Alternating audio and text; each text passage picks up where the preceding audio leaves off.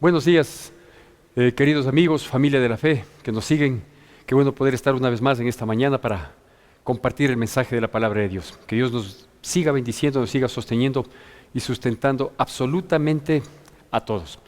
Al inicio del año, cuando todavía decurre el mes de enero, yo no sé si les pasa a ustedes lo que me suele suceder a mí, que tratamos de ponernos unas metas, unos objetivos, ¿no es cierto?, ciertas aspiraciones, y posiblemente con los breves ejemplos que le voy a dar, voy a remover su conciencia para que cumpla lo que ofreció quizás en los últimos días del año anterior. Por ejemplo, nos fijamos metas como esta, diciendo, hoy sí voy a bajar de peso. Esa es la típica que le postergamos, le damos vueltas, le alargamos, le ponemos todos los pretextos, pero algún rato hay que hacerlo, ¿no es cierto? En el mes de diciembre dijimos, es que en diciembre no hay cómo hacer dieta, entonces lo vamos a hacer en enero. Bueno, ya estamos en enero, no sé si ya comenzamos con ese propósito y hay que continuarlo. Por otro lado, cuando nos fijamos esas metas, esos objetivos, esas aspiraciones que tenemos de cumplir ciertas cosas, también nos encontramos con ciertas dificultades o quizás pretextos, ¿sí? Pretextos que nos postergan esos objetivos. Ahora, por otro lado, es necesario decirle que en la vida debemos ponernos metas, siempre, ¿no es cierto? Aunque hayamos fallado, aunque hayamos tropezado, aunque hayamos intentado varias ocasiones y no lo logramos, el camino que nunca debemos seguir es el frustrarnos, cruzarnos de brazo y parquearnos a la vera del camino, ¿no es cierto? Esa posibilidad no existe. Lo que hay que hacer es seguir intentando, ¿sí? Si usted estudia o conoce la historia de grandes personajes a lo largo de la humanidad que llegaron a lograr situaciones que verdaderamente trajeron mucho beneficio a la humanidad y obviamente una satisfacción propia por haberlo cumplido, se va a dar cuenta que a través de estos personajes hay algunos denominadores en común. Y uno de ellos, por ejemplo, es la perseverancia, la constancia, ¿no es cierto? O sea, ahí, no amargarme, no declinar, no desmayar, sino más bien permanecer, continuar, seguir y ponerle todo el ánimo, las ganas que eso implica. Así que yo quisiera decirle pues que cuando nosotros tenemos esas metas, esos propósitos a pequeño, mediano y largo plazo, ¿no es cierto? Hay algunas aspiraciones que quizás se vienen cumpliendo desde tiempo atrás y que a lo mejor se cumplirán este año, o si Dios nos da salud, vida y nos sostiene, a lo mejor se cumplirán en el siguiente. Por ejemplo, hablo de un posgrado, ¿no es cierto? O sea, lo comencé el año anterior, me va a llevar todo este año y posiblemente lo termine en el 2022. Bueno, cualquiera sea, ya le digo, a corto, mediano o largo plazo, hay que tener objetivos, hay que tener metas, hay que ponernos siempre desafíos, retos que tenemos que ir cumpliendo, porque esto alienta nuestras vidas, ¿no es cierto? O sea, cuando uno tiene la mente desocupada, cuando uno no tiene un plan en su vida, ¿sí?, normalmente tiende a aburrirse y a desperdiciar todas las energías, el tiempo que no se lo recupera, ¿no es cierto? Entonces hay que siempre tener metas. A propósito, lo dije esto de bajar de peso, que implica, ¿no es cierto?, comenzar a comer en menor cantidad. No se engañe con las propagandas que dan, ¿no? La pastilla esta, la faja tal otra, la crema reductora. Eso es mentira, ¿sí? La lógica, la razón nos manda que cuando uno quiere bajar de peso, tiene que hacer ejercicio, cambiar sus hábitos de comida y bajarle la cantidad, ¿sí? Y ahí vamos, ¿sí? Y así digo, otro tipo de metas, aspiraciones, objetivos que pudiéramos tener a lo largo de este año, ¿sí? Hay quienes dicen, por ejemplo, conforme vamos avanzando en edad, dice, no, hoy sí voy a hacer deporte. Perfecto, comience, busque el espacio, el horario, ¿no es cierto? Trate de ya arrancar, de tal manera que no diga, no, me jubilo y comienzo a hacer deporte. A lo mejor llega enfermo por no haber hecho deporte antes. Entonces, póngale ganas, seamos sabios, seamos pilas. Bueno, le voy a decir en primera instancia, ¿qué creo yo que necesitamos, ¿sí?, para poder tener un objetivo y tratar de cumplirlo? Porque hay que ser gente de palabra, ¿no es cierto? Lo primero que nosotros debemos tener para fijarnos un objetivo es saber con claridad qué mismo queremos, qué mismo quiero, ¿no es cierto? Entonces, eso nos da a nosotros la pauta para entender que no podemos fijarnos objetivos que, siendo reales, son inalcanzables, ¿no es cierto? Entonces, si usted dice, nunca he hecho deporte, sí, estoy queriendo salir a caminar, pero para junio o agosto de este año quiero participar en una maratón de 42 kilómetros, entonces no se ponga esa meta porque no lo va a lograr, ¿no es cierto? Entonces uno debe tener claro qué quiero lograr, qué deseo, cuál es el anhelo, el objetivo que pienso conquistar, primera cosa. Segunda cosa que es muy importante es saber cómo lo voy a hacer, es decir, si tengo los medios, las capacidades, las condiciones para poder lograr ese objetivo, ¿no es cierto? Entonces, si alguien dice, por ejemplo, yo en este año quiero seguir un posgrado en otro país del mundo en donde me cuesta 200.000 euros el posgrado, ¿sí?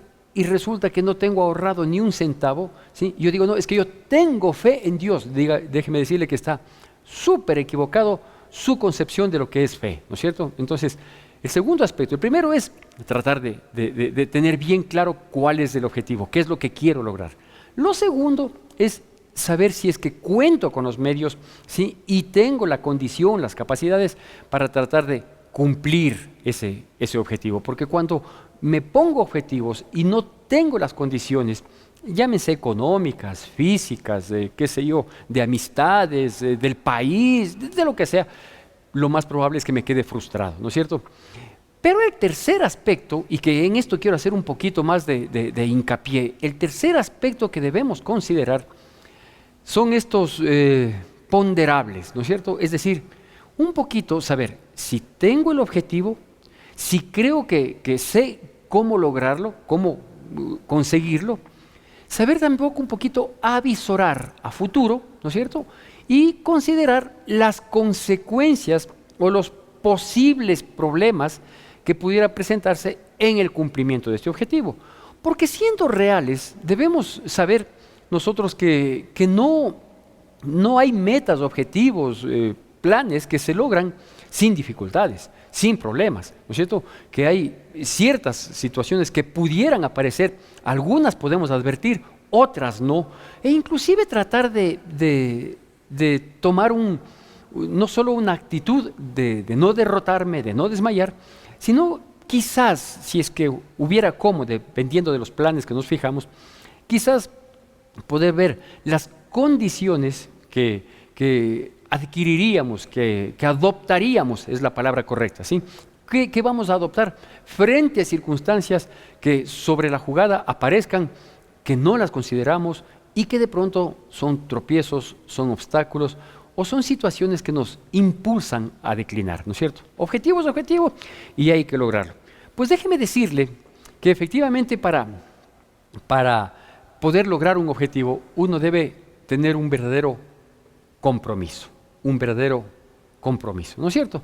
Y para eso yo quisiera darle lectura de unos versículos un poquito saltados para ahorrarnos el texto bíblico. Yo le voy a contar la primera parte de esta historia que nos va a ilustrar en este sentido. Vamos a leer un par de versículos, luego le cuento la parte intermedia y luego nos vamos a los versículos finales que tanto los primeros como los últimos nos van a ayudar a tener el entendimiento. Sobre todo quienes dependemos o queremos depender, queremos vivir conforme a la voluntad de Dios, ¿no es cierto? Entonces, toda nuestra vida tiene que desarrollarse acorde a la voluntad de Dios. Y claro, déjeme decirle que los compromisos que se llegan a cumplir, las cosas que se llegan a lograr, los objetivos que se obtiene, ¿sí? No hay mejor manera de hacerlo, ¿sí? Que cogidos, tomados de la mano de Dios, siempre en dependencia de Dios. Entonces, en este contexto, permítame contarle un poquito una historia que se encuentra relatada en el primer libro de Samuel, en el capítulo 1, todo el capítulo 1 prácticamente, ¿sí? Desde que comienza describiendo los personajes, luego las condiciones, luego la situación misma de la historia, ¿sí? En parte el desenvolvimiento y la conclusión final, es decir, el logro del objetivo, llamémoslo así, ¿no es cierto? Entonces dice que había un hombre que tenía dos mujeres. No con eso estoy diciendo que Dios antiguamente permitía tener más de una mujer. Nunca Dios permitió eso. La Biblia jamás podría corroborar algo así. Pero hay muchos personajes que tuvieron más de una y que la palabra de Dios lo menciona. Entonces dice que este hombre se llamaba Elcana y tenía dos mujeres, ¿sí? Con la una tenía hijos e hijas y la otra, que se llamaba Ana, no tenía hijos. Y eso obviamente le trajo preocupación, le trajo amargura, más que nada en ciertas épocas de la vida, ¿no es cierto? ¿Por qué? Porque en esas épocas en que ella tenía mayor tristeza era cuando este hombre subía con sus dos mujeres, con los hijos de la única mujer que tenía hijos. Dice que subía a una ciudad, Silo se llamaba esta ciudad, subía a adorar, ¿no es cierto? Entonces dice que cuando subía a adorar, obviamente esperando el turno que le correspondía a él, de acuerdo a lo que los sacerdotes les iban indicando, les iban permitiendo. Entonces, mientras esto sucedía, claro, yo me imagino, ¿no? Él adoraba a Dios y le daba gracias por cada uno de sus hijos, mencionándoles a cada uno de ellos con su nombre, etcétera, etcétera. Y luego pues ofrecían sacrificios inclusive ahí en ese lugar, y también entregaba a sus mujeres y a sus hijos, los hijos de la una sola, entregaba su porción alimenticia, etcétera, etcétera, ¿no es cierto? Entonces, era precisamente en ese momento, en esa instancia en la que él subía con su familia para adorar, cuando más mal se sentía aquella mujer que no tenía hijos. ¿Por qué? Porque la otra le bulleaba, como se dice hoy, ¿no es cierto? Se burlaba, porque ella sí tenía hijos y por lo tanto requería de mayor atención de su esposo, etcétera, etcétera, mientras que la otra no tenía hijos. En esas circunstancias vamos a leer los versículos 10 y 11 de este primer libro y primer capítulo de Samuel. Y dice así, con atención y con la reverencia que merita la palabra de Dios. Síganos por favor con su Biblia o la lectura en la pantalla que van a aparecer estos versículos. Ella, con amargura de alma, oró a Jehová y lloró abundantemente e hizo voto diciendo: Jehová de los ejércitos, si te dignares mirar a la aflicción de tu sierva y te acordares de mí y no te olvidares de tu sierva, sino que dieres a tu sierva un hijo varón, yo lo dedicaré a Jehová todos los días de su vida y no pasará navaja sobre su cabeza. ¿No es cierto? Bueno, esto nos muestra un poquito la condición emocional en la que se encontraba esta mujer por la frustración que tenía de no tener hijos. Ella anhelaba, ella deseaba, no solo por evitar ser burlada por aquella otra mujer que del mismo padre tenía hijos, ¿sí?, sino por su misma condición de mujer, ¿no es cierto? Ella quería sentir esa satisfacción de realizarse como mujer, porque no hay mayor realización para una mujer que ser madre, ¿sí? Muchas mujeres que me están escuchando posiblemente discrepen conmigo y digan: no, mi mayor realización es mi vida profesional, mi mayor realización es mi trabajo, mi negocio, mi actividad, mi fama, mi fortuna, lo que quiera, ¿no es cierto? No estoy desmereciendo esos aspectos, pero el desarrollo cabal de una persona es cuando va cumpliendo los ciclos de la vida, ¿no es cierto? O sea, de ser hijo a ser esposo, de ser hija a ser esposa, y siendo esposos, pues ser padres, porque eso desarrolla ciertas emociones y ciertos sentimientos que de no hacerlos hay áreas que se van endureciendo. Pero en algún otro momento que Dios disponga podremos entrar un poquito más en detalle en esa situación, ¿no es cierto? Pero insisto, la mayor realización que puede tener una mujer es ser madre, y ella no lo era. Y en estos dos versículos que acabamos de leer, dice que ella tenía una amargura profunda, un llanto pero desolador, precisamente por esta situación. Entonces aquí vamos a desglosar algunos puntos que son necesarios que nosotros tomemos en consideración en el propósito del cumplimiento de un objetivo, y ya mismo le doy el nombre de esta prédica, el que me he permitido ponerlo.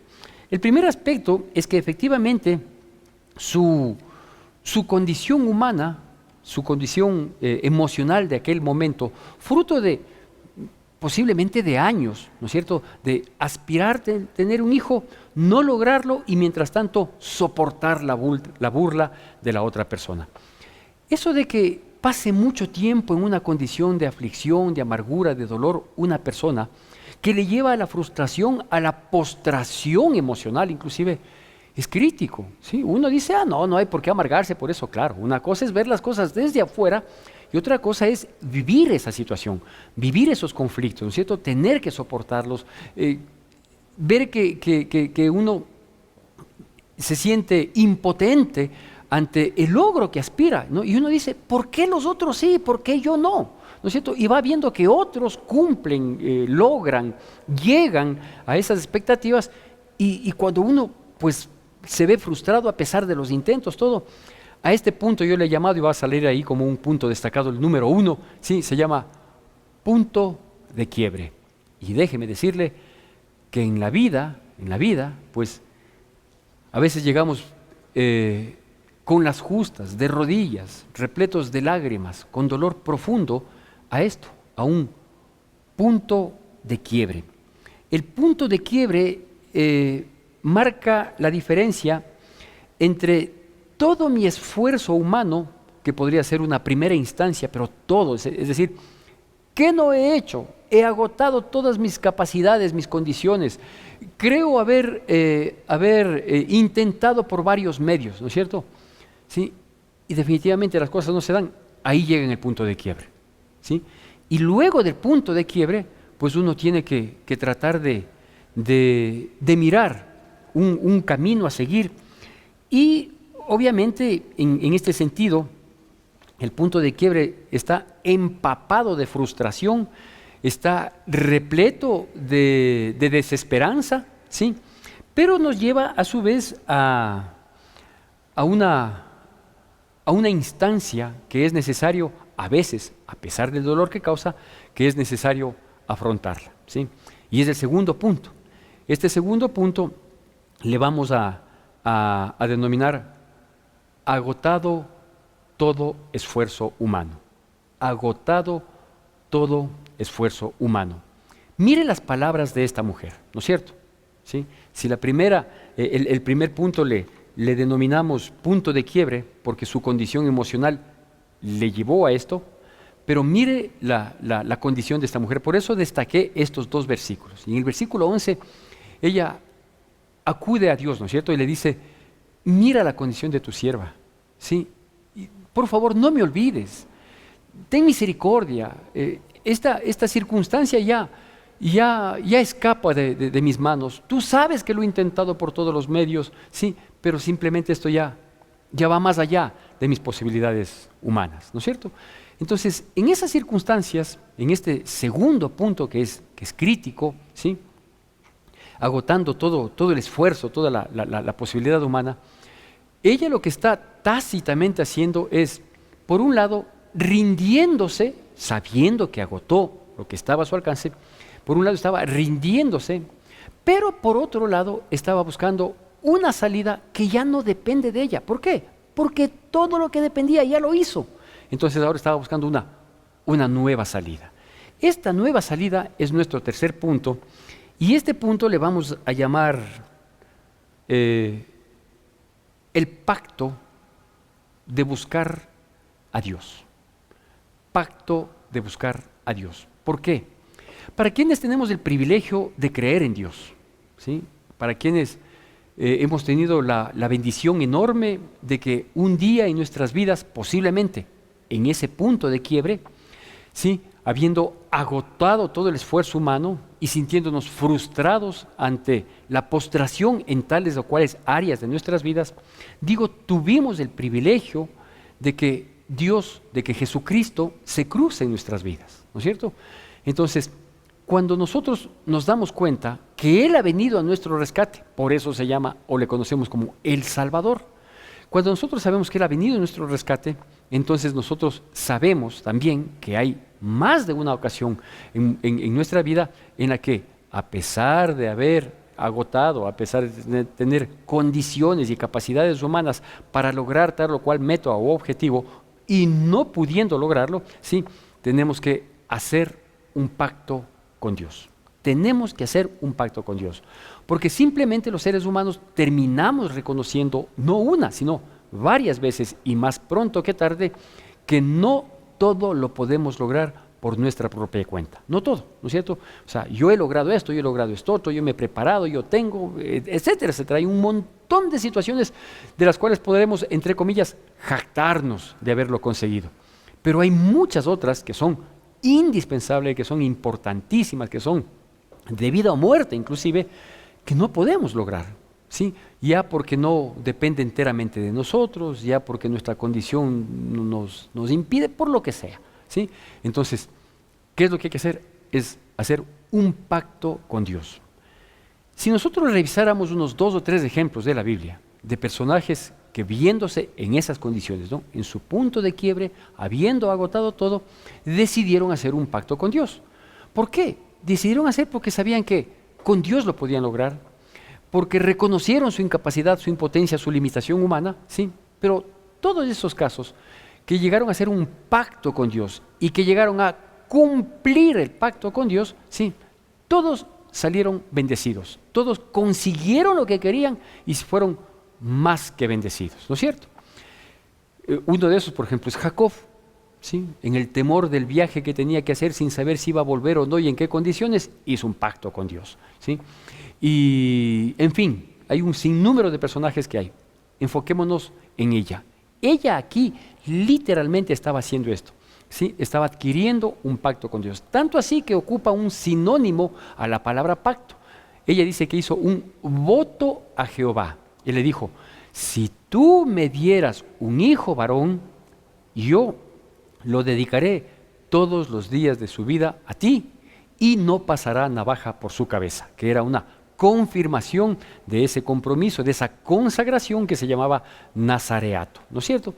Entonces, ¿cómo le vamos a llamar a esta prédica? Bueno, a esta prédica le voy a dar un nombre que es un decir, o era un decir muy común en nuestras vidas, cuando fruto de una conversación y con un amigo, con un familiar, ¿no es cierto?, uno adquiría una responsabilidad de hacer yo mi parte, haz tú la tuya, y se sellaba de esta manera, ¿sí? Antes, cuando valía mucho la palabra, se sellaba de esta manera, decía, ya, perfecto, entonces, compromiso es compromiso, ¿sí?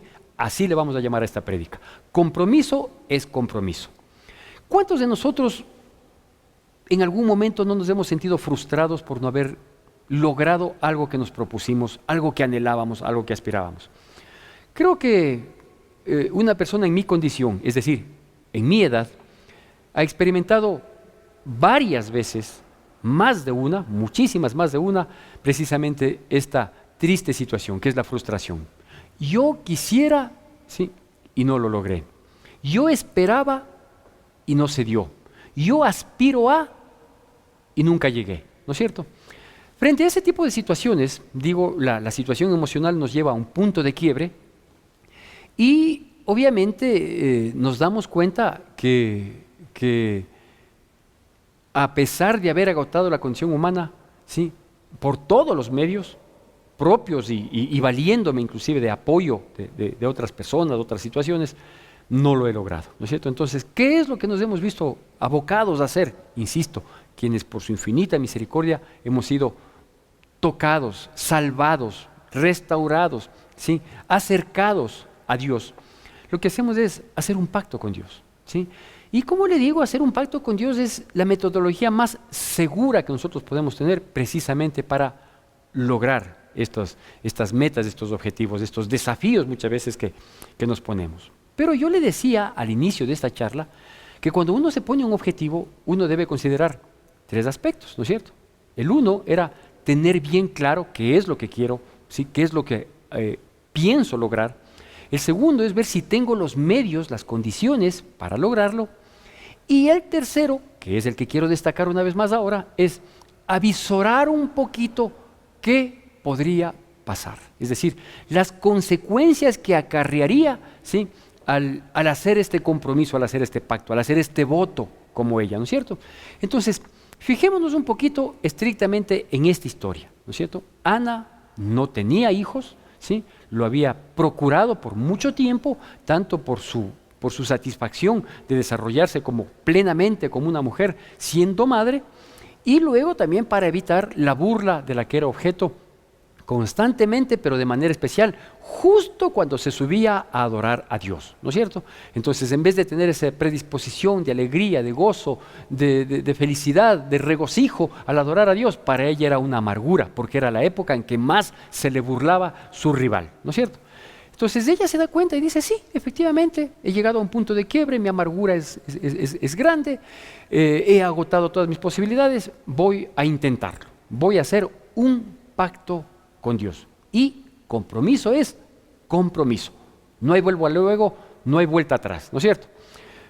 Pero claro, ella hace el voto y dice, si tú me regalas un hijo varón, ¿sí? No le dijo si tú me das 10 hijos, el tercero es para ti. No, dice, si tú me regalas un hijo varón, yo le voy a consagrar todos los días de su vida, de la vida de ese hijo, a ti, Dios, ¿sí?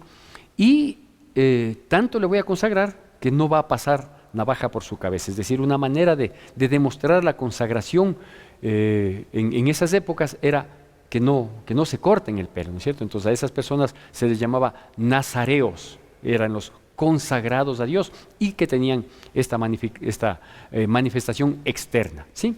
Y ella le dice así, ahora, acudiendo al tercer punto de lo que le había dicho inicialmente, ¿sí? Avisorar las consecuencias, o sea, ¿qué me toca enfrentar a futuro por hacer este voto? ¿Qué le tocaba a ella? A ella le tocaba que cuando la criaturita ya pueda autosostenerse, no autosustentarse, ¿no es cierto? Cuando la criaturita ya pueda ser encargada, por decirlo de algún modo, ¿sí? Ella tenía que ir, ¿sí? a donde los sacerdotes, que se menciona ahí quiénes eran, y que luego se ve el currículum espantoso que tenían, y decir, vea, yo hice este voto, aquí está. Ya vamos a leer los versículos posteriores del 24 al 28 para que vea un poco la condición y lo que implica el cumplimiento de ese voto, ¿no es cierto? Entonces, ella tenía que despojarse de ese hijo. Entonces uno dice, ¿para qué quería ella un hijo si a los 2, 3 años iba a despojarse de ese hijo? Porque tenía que cumplir un voto, porque tenía que ir a dejar al chico en el templo, porque todos los días de su vida lo había dedicado para el servicio de Dios y lo había consagrado a Dios, ¿no es cierto? Imagínense lo que es, si yo siendo padre, es decir, siendo el varón, imagínense lo que es una madre, ¿sí? Digo, siendo el varón, me aterra la idea de avisorar esas consecuencias. Imagínense lo que es para una madre que no tuvo hijos, que fue afrentada por esa carencia del privilegio de ser madre, que cuando lo tenga, después de los primeros años en los que uno pasa, pero vea más que encariñado, pues a los 3 años, vaya y diga, aquí está mi hijo. ¿Será que puedo soportar el dolor, la tristeza de su ausencia, de ese vacío que deja? La incertidumbre de que qué estará pasando con mi hijo allá y toda la situación. Pero compromiso es compromiso, ¿no? Pero compromiso es compromiso. ¿Qué habría hecho usted como madre o como padre si usted me ve? Aún si es que no ha tenido el privilegio aún de ser padre o madre y me está escuchando. Y le toca desprenderse de un ser querido chiquito, lindo, precioso, con quien ha jugueteado, ha correteado y ha disipado sus tristezas viendo la alegría de esas criaturitas. Y que a los 3 años tenga que decir, ¿sabes qué? Tengo que irte a dejar allá. ¿Cuál era el problema ahí? Bueno, el problema no era solo el compromiso que adquirió, sino que habían problemas adicionales, como por ejemplo, que el sacerdocio en aquel entonces estaba bastante venido a menos, muchísimo, porque el comportamiento pasivo del sacerdote Elí, permisivo para con sus pecadores, tremendamente pecadores hijos, ¿sí? Eso había desmerecido muchísimo el sacerdocio, ¿sí? Y era en esas manos en las que tenía que depositar a su hijo. ¿No será que esta mujer luego podía decirle a Dios con justa razón y con argumento suficiente, decirle, Dios, yo te ofrecí a mi hijo todos los días de su vida y dije que le iba a consagrar a ti precisamente para que nunca pase navaja por su cabeza? Pero tú conoces la condición del sacerdote, ¿no es cierto? O sea, el sacerdote Elí no es el mejor referente como sacerdote. Sus hijos no solo que son una vergüenza, sino que son una amenaza a Dios. Así que yo sé que tú eres un Dios bueno, que tú entiendes la situación y como tal, tú sabes que que en esas condiciones yo no puedo dejarle a mi hijo. Yo te ofrecí, busca a quien te dé, Dios mío, ¿no es cierto? Yo te dije que iba a entregar a mi hijo, pero ¿quién más que tú que tienes un corazón de amor? Papito Dios, tú sabes que esas no son las condiciones apropiadas para yo entregar a mi hijo y por lo tanto cumplir el voto. Bien podía haberlo dicho.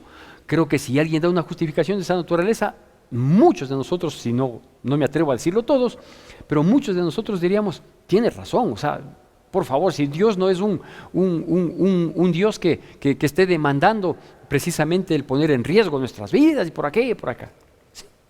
Todos los argumentos habidos y por haber podríamos esbozarlos. La pregunta es, pero el compromiso no era compromiso. El voto no es un pacto.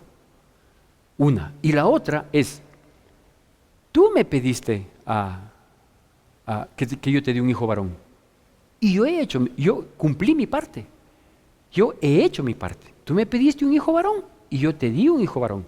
Tú me pediste en aquel año que tú subiste a hacer la adoración en Silo, ¿sí? Ahí fue escuchado tu clamor, tu llanto, tu amargura, ¿sí? Y al año siguiente ya tenías el hijo. Es decir, tú me pediste, tú adquiriste el compromiso, ¿sí? Y yo hice mi parte. Es que yo no pensé que, ese es el punto, en que muchas veces nosotros somos precipitados en hacer el voto. ¿Por qué? Porque lo que nos impulsa a hacer un compromiso, a adquirir un pacto, es sacar provecho de lo que yo anhelo y deseo, sin avisorar las consecuencias, sin avisorar lo que pueda venir luego, ¿no es cierto? Claro, porque lo único que yo quiero es satisfacer mi necesidad, mi anhelo, mi propósito actual. Pero cuando me toca hacer la otra parte, ¿no es cierto?, que es aceptar las consecuencias de lo que tenga que suceder, porque compromiso es compromiso, ahí damos pie atrás. Por eso es que nosotros no somos bendecidos. Por eso es que nosotros, y hablo de la gente en general, y obviamente mucho más de quienes decimos ser cristianos y que por lo tanto estamos obligados a conocer la palabra de Dios y que no consideramos este tipo de situaciones. Porque más de una vez, fruto de nuestra angustia, de nuestro quebranto, del punto de quiebre, ¿no es cierto? Fruto de haber agotado la instancia humana, las posibilidades y vernos en una condición de frustración por no haberlo logrado. ¿Qué es lo que hemos hecho? Eso, ¿no es cierto? Hicimos un voto. Si tú me ayudas, si tú me bendices, si tú me sacas de esto, si tú me prosperas, si tú me sanas, si tú me restauras, si tú, ¿sí? Y Dios hace su parte, ¿no es cierto? Y Dios dice, bueno, tú a mí me pediste que yo haga esto, ¿no es cierto? Y ya lo hice. Estoy esperando tu parte. Señor, lo que pasa es que mira, yo no te obligué. El compromiso lo hiciste tú, ¿no es cierto? Entonces, aquí vienen dos opciones que se nos presentan en la vida en esas circunstancias.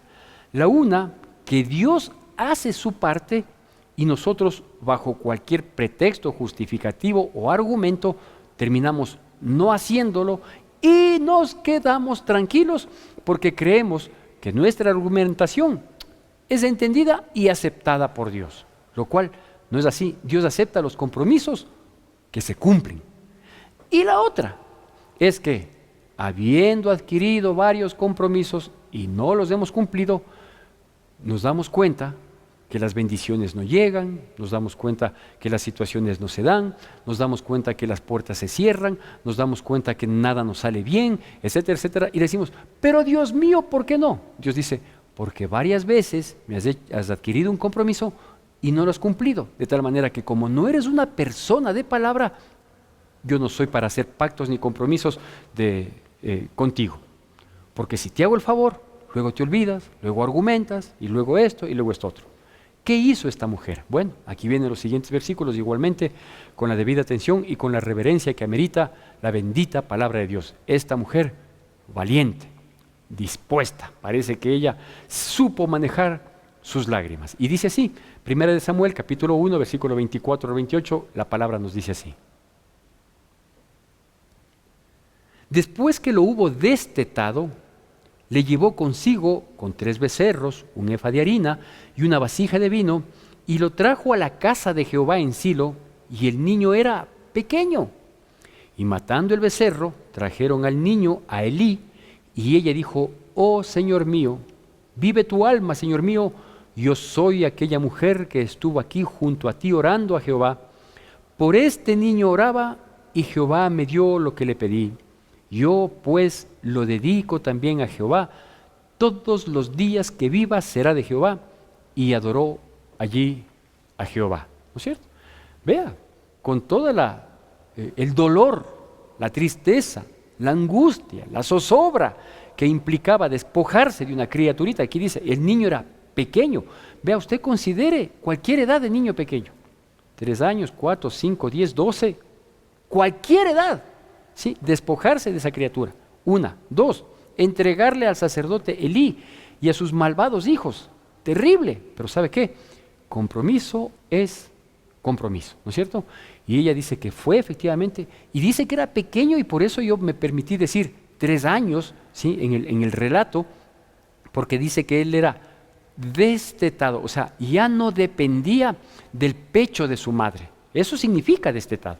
Entonces yo generosamente estoy diciendo 3 años, ¿sí? Y ella fue y cumplió, ¿sí? Dice, yo hice el compromiso, tú me diste el hijo varón que yo quería. Perfecto, Dios, tenga, ¿no es cierto? Y fue y entregó en el templo, insisto, con todo el dolor del alma, encargando a un sacerdote viejo, extremadamente pasivo, permisivo, ¿sí? No era el mejor referente, no eran las mejores manos en las que se podía depositar. Peor todavía, la conducta de sus reprochables hijos, pero ella adquirió el compromiso. ¿Por qué?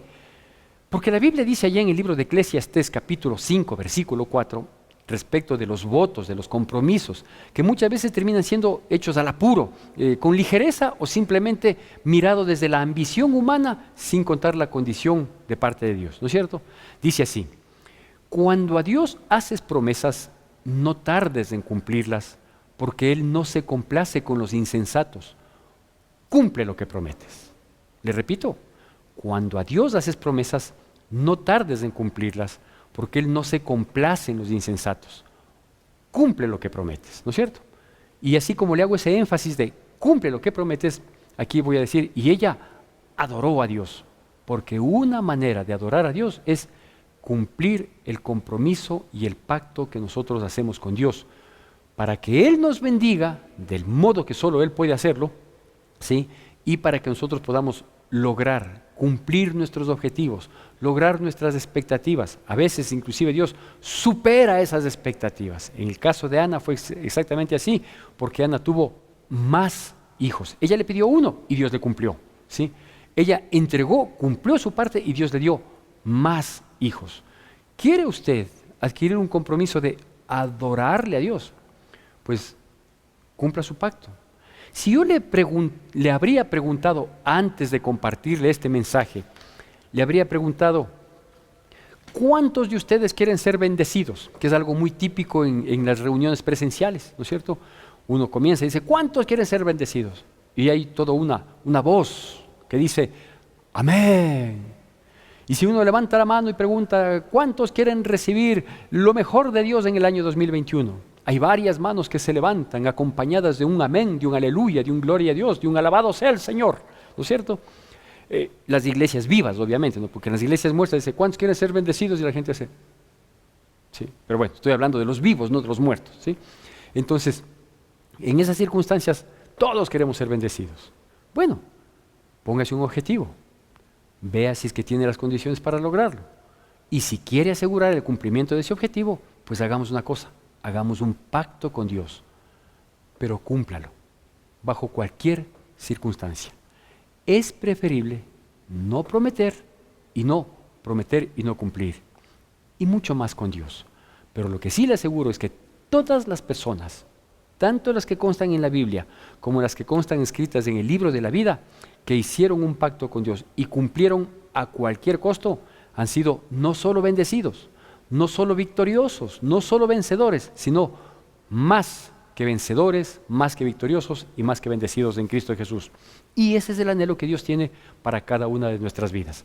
Que Dios nos bendiga poderosamente en Cristo Jesús. Y si Dios lo permite, nos estaremos mirando el día domingo próximo para seguir compartiendo la bendita palabra de Dios.